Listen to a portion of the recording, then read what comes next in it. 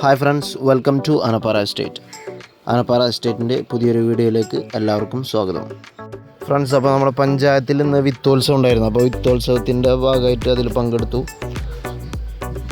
ഒരുപാട് പച്ചക്കറി തൈകളും വിത്തുകളും ഒക്കെ അവിടെ ഉണ്ടായിരുന്നു, സ്റ്റാളുകളുണ്ടായിരുന്നു. അപ്പോൾ അതൊക്കെ കണ്ടു. 2-3 അത് നമ്മൾ പർച്ചേസ് ചെയ്തു. പിന്നെ ഒരുപാട് വെറൈറ്റി ഇഞ്ചികൾ, പിന്നെ അതുപോലെ തന്നെ കാച്ചിൽ, അങ്ങനെ പഴയ നമ്മൾ മണ്ണിൻ്റെ അടിയിലൊക്കെ ഉണ്ടാകുന്ന ഒരുപാട് വെറൈറ്റികൾ നമ്മളവിടെ കണ്ടു.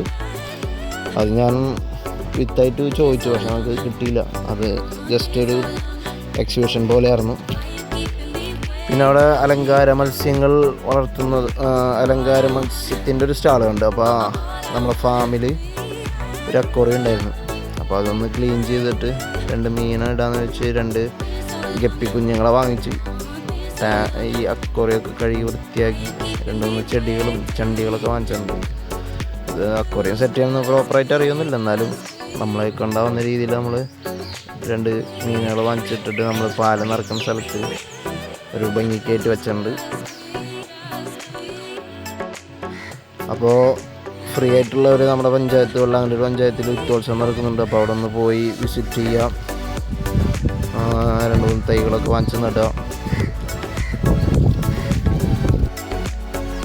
അപ്പോൾ വീഡിയോ ഇഷ്ടപ്പെട്ട നമ്മുടെ ചാനലൊന്ന് ലൈക്ക് ചെയ്യുക, ഷെയർ ചെയ്യുക, സബ്സ്ക്രൈബ് ചെയ്യുക, സപ്പോർട്ട് ചെയ്യുക.